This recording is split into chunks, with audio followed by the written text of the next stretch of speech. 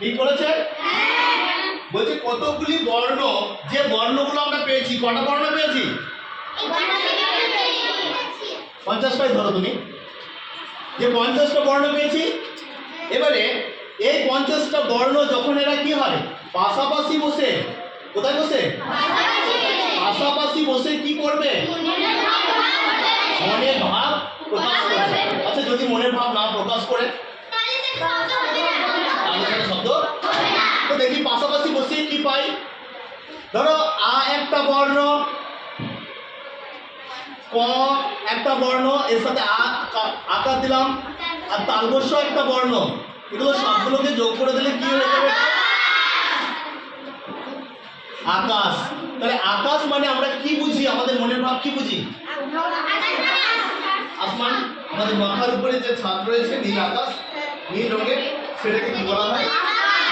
যে নীল শূন্য স্থানটা হচ্ছে আকাশ। তাহলে দেখো কতগুলি বর্ণ, এটা একটা বর্ণ, এটা একটা বর্ণ, এটা একটা বর্ণ, পাশাপাশি বসে কি তৈরি হয়েছে? শব্দ তৈরি হচ্ছে। তাহলে এটা কি হয়ে গেল? শব্দ। এটা শব্দ, এটা কি? আচ্ছা যখন যখন আ ছিল তখন এটা বর্ণ, যখন কয়াকার ছিল শুধু তখন এটাও বর্ণ, আর এখানে তালবস্য একটা বর্ণ। তাহলে এই শব্দটা কটা বর্ণ নিয়ে তৈরি হয়েছে? আচ্ছা আরেকটা দেখি। ধরো ধরো পরীক্ষা, প রয়ে দীর্ঘি, কয়ে মধ্যমশয়ে আকার, কটা বর্ণ আছে এখানে? তিনটে বর্ণকে যদি যোগ করা হয় তাহলে কি হবে? পরীক্ষা। তাহলে শব্দ কাকে বলে? যে কতগুলি বর্ণ, কি বললাম? কতগুলি বর্ণ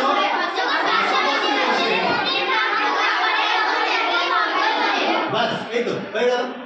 এই শব্দ অনেক বড় হতে পারে, অনেকগুলো বর্ণ নিয়ে হতে পারে, আবার দুটো একটা বর্ণ নিয়েও। তাহলে এক বা একাধিক বর্ণ পাশাপাশি বসে যখন মনের ভাব প্রকাশ করে তখন তাকে কি বলে? আজকে কি শিখলাম? শব্দ। আচ্ছা শব্দের পরের স্তর কি আছে? শব্দের পর কি আছে জানো? আচ্ছা এটা লিখে নাও তাহলে। শব্দ কাকে বলে লেখো। লেখো কতগুলি না এক বা একাধিক বর্ণ, খাতায় লেখো এক বা একাধিক বর্ণ, এক বা একাধিক বর্ণ, এক বা একাধিক বর্ণ পাশাপাশি বসে যখন মনের ভাব প্রকাশ করে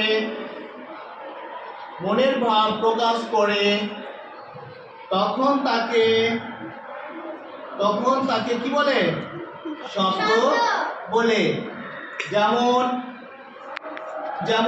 বলে যেমন দিয়ে ওই উদাহরণটা লিখবেন। আ যুক্ত কয়েকটা যুক্ত তালবস্য সমান আকাশ, ওই অর্থটা লিখে নাও।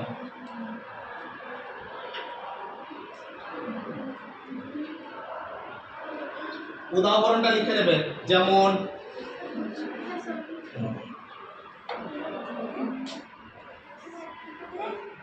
তাকে বলে কি? শব্দ। তাকে শব্দ বলে।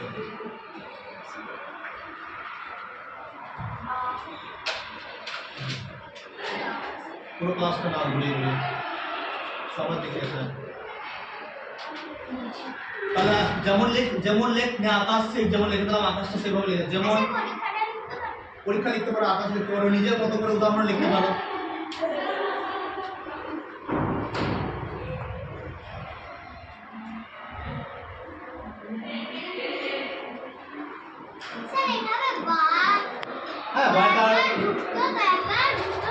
হ্যাঁ বাতাস হবে। শব্দ কোনগুলো? আকাশ, বাতাস, নীল, লাল, কালো, কাক, তারপরে শ্রীগাল, বিদ্যালয়, তারপরে তোমার রাস্তা। যত কথা আমরা মুখে বলি, যত ভাষা আমরা মুখে বলি, যত কথা আমরা বলি, সমস্ত কথাগুলো কি? শব্দ। শব্দ ছাড়া বাক্য তৈরি হতে পারে না। আমি এই যতগুলো কথা বলছি তো সব শব্দ, এগুলো কি? শব্দ।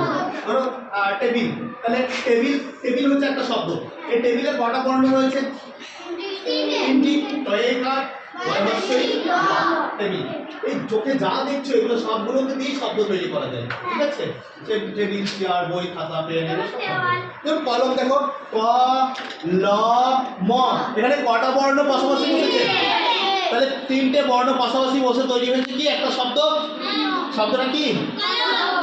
যখন এটা শুধু ক ছিল তখন এটা বর্ণ, এটা একটা বর্ণ, এটা একটা বর্ণ, এটা একটা বর্ণ। তাহলে কতগুলি বর্ণ, এক বা একাধিক বর্ণ পাশাপাশি বসে যখন কি হয় মনের ভাব।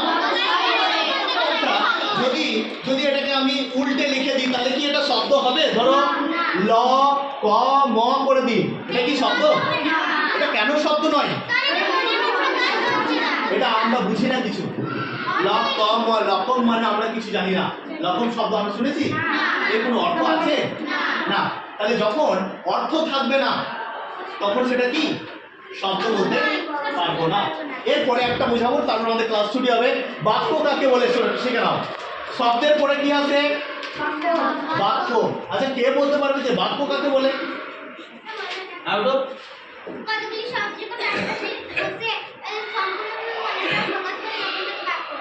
ঠিক বলেছেন। আচ্ছা দেখো, প্রথমে আমরা শিখলাম ধ্বনি। ধ্বনির পরে কি শিখলাম? বর্ণগুলো পাশাপাশি বসে কি তৈরি হলো? এবার যদি শব্দগুলো পাশাপাশি বসে কি তৈরি হবে? তাহলে ধরো ধরো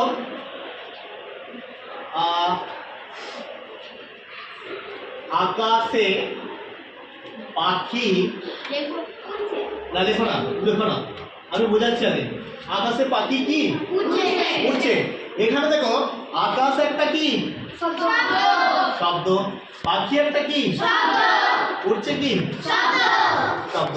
তাহলে কটা শব্দ পাশাপাশি বসেছে? তিনটে শব্দ পাশাপাশি বসে কি তৈরি হয়েছে? বাক্য আকারে বড় হয় না ছোট হয়? শব্দ আকারে কি হবে? তাহলে বর্ণ পাশাপাশি বসলে শব্দ হয়, শব্দ পাশাপাশি বসলে কি হয়? বাক্য হয়। বোঝা গেল? তাহলে এক বা একাধিক শব্দ পাশাপাশি বসে যখন মনের ভাব প্রকাশ করবে। আচ্ছা এটা যদি উল্টো পাল্টা করে লিখে দিই শব্দ, এটা বাক্য হবে না? হবে না। এটা যদি ঘুরিয়ে ফিরিয়ে লেখা হয় তাহলে এটা কখনো বাক্য হতে পারে না। তাহলে বাক্য কাকে বলে লিখে নাও। এক বা একাধিক শব্দ, এক বা একাধিক শব্দ, এক বা একাধিক শব্দ পাশাপাশি বসে যখন মনের ভাব প্রকাশ করে, যখন মনের ভাব প্রকাশ করে তখন তাকে কি বলে? বাক্য বলে। এক বা একাধিক শব্দ পাশাপাশি বসে যখন মনের ভাব প্রকাশ করে। হ্যাঁ হবে হবে। আচ্ছা এই ঝিলি করে দাও, ঝিলি একটা বাক্যের উদাহরণ করো।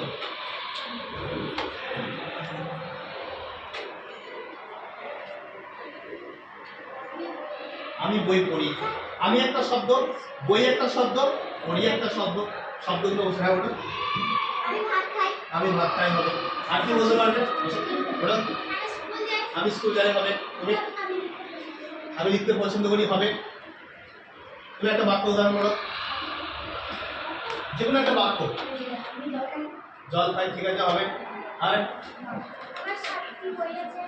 আমার 7টি বই আছে হবে। আর কে বলবে? বাক্যের উদাহরণ দিয়ে বলো। হ্যাঁ আমি প্রত্যেকদিন সকালে কোচিংয়ে আসি হবে। তুমি একটা বলো। আমার একটা কলম আছে হবে। দেশ নিয়ে বলো, জাতি নিয়ে বলো, মানুষ নিয়ে বলো।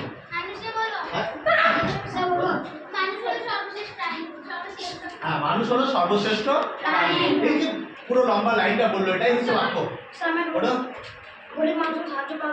গরিব মানুষকে সাহায্য করা দরকার, এটাও বাক্য, তাই না? বসো বসো। আর বলবে তুমি একটা বাক্য উদাহরণ করো। তুমি একটা বাক্যের উদাহরণ করো। আমি খেলা করি, ঠিক বলেছে। আর তুমি একটা বলো, বল যে কোনো একটা। আমি স্কুলে যাই হবে। তুমি একটা বলো। হ্যাঁ বোর্ডে লেখা রয়েছে হবে। তুমি একটা বলো। আমি বই পড়ি হবে। তুমি একটা বলো। বই আছে। তুমি আমি সাইকেল চালাই হবে। তুমি একটা বাক্য বলো। হ্যাঁ। একটা বাক্যের উদাহরণ বলো যে তোমার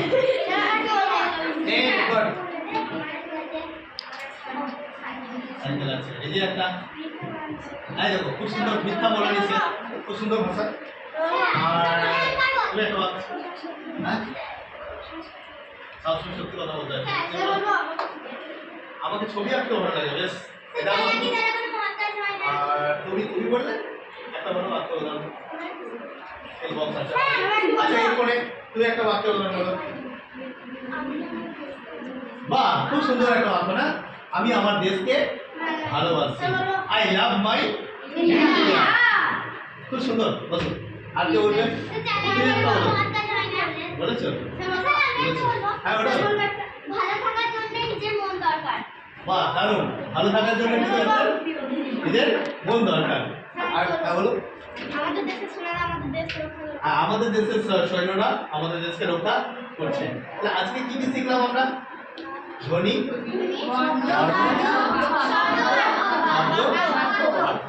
মুখে যখন আওয়াজ করছি এটা কি?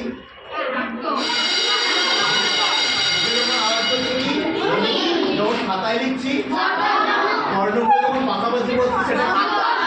শব্দগুলো যখন পাশাপাশি বসছে মুখস্থ হবে? বাড়িতে সুন্দর করে মুখস্থ করে আসবে। আজকে ক্লাসটা এই পর্যন্তই থাকলো, পরে আবার ক্লাস আমরা